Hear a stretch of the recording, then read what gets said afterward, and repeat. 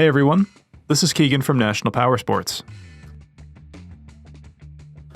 This 2010 Can-Am SPYDER RTS SE5 with 6,408 miles passes New Hampshire State inspection and runs well. It's been upgraded with air wings, wind deflectors, 12-volt accessory outlet, and deer whistles.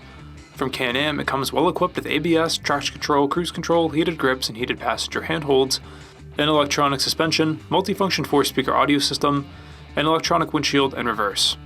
The SPYDER is a dynamic vehicle offering the thrills of motorcycling on the stability of 3 wheels. Powered by a 998cc 2-cylinder engine, the SPYDER puts 100 horsepower and 76 foot-pounds of torque through a semi-automatic transmission. It weighs in at 928 pounds and has a seat height of 30.4 inches. This opportunity vehicle is being sold as is. We encourage you to see and hear the bike in person. If you are unable to, we will be happy to do a live inspection via Skype or FaceTime. Please give us a call for more information. We have also purchased the CycleCheck's Vehicle History Report. You can view this report by clicking the link on the right side of the video.